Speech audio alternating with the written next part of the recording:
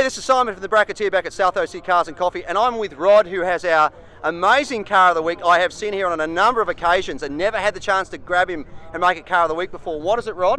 It's a 1954 Citreon Traction Avant. Yeah, I can't even say that. It's so impressive. But it is a barn find, and it is gorgeous, and it is well worthy of our car of the week. Let's swing the camera around and have a look.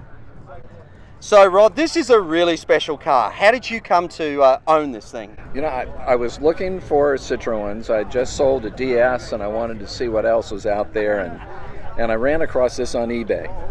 And I always... Wait, hang on. This was an eBay find? This was an eBay find. So it's a eBay barn find. And I bought it from the gentleman that pulled it out of the barn in 2005. Wow. So he pulled it out in 2005. I bought it 3 years ago in 2015. He had it 10 years. So I'm just reading on your sign down here, which we'll have a look at. So it was actually in Quebec, Canada. Yes. This car's built in England. Yep. For new car sales to South Africa. So it spent 18 years in South Africa, 2 years in Botswana. Right. And then the family had two of them. They moved to Quebec. Yep. And they stored this one in a barn on the second floor, and it stayed there for 30 years. How did they get it on the second floor? Did you ever find that out? There was a wooden bridge. All right. From an embankment over to the second floor. Wow.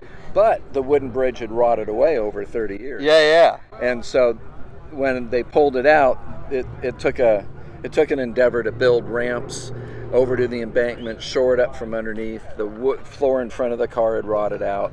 It's for me, the first thing you said to me I didn't realise is it was actually built in England. It wasn't built in France. No. And that's, I'm guessing, because it's right-hand drive, not left-hand drive. Yes, they had a factory in Slough, England. Right, okay, which would have been where other vehicles from other manufacturers were probably built as well. Yes. So, and you know, not dissimilar in Australia, before we had our own cars built by Holden and Ford and Chrysler Australia, we had companies like Holden who would actually bring over chassis of Chevys or Oldsmobiles or Buicks, and then Holden as a coach builder would actually build new bodies for them that looked like whatever they were wonderful. here. So you can see, I have a friend who's now passed away, but he had a wonderful Chevy hot rod, but it was a Holden badge one on. So similar thing when they wanted to build cars. So this car is kind of cool. So it's they came out in 1934. Yep. And they built them for 23 years through 1957. So when they came out, monocoque construction, which was unusual. Yep, very. Low center of gravity, four-wheel independent suspension, torsion bar suspension. Wow. Front-wheel drive. Oh, it's front-wheel drive. Yes. And Lockheed hydraulic brakes. That's, so ahead of its time. This is the shifter I'm gathering. The shifter. Out of the dash, and look at that woodwork in there. That's just beautiful. It's a 3-speed. It's a 3. Oh, so it's a manual. It's not an automatic. Wow. Manual 3.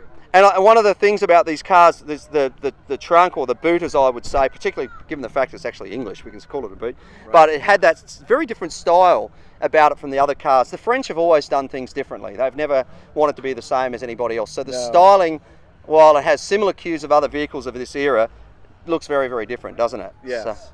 So what a great looking car. And you've had it to our Cars and Coffee several times. You obviously take it to a few different car shows, which is great. I love the luggage on the back. I didn't want to ask, but are you living out of the car? Is that...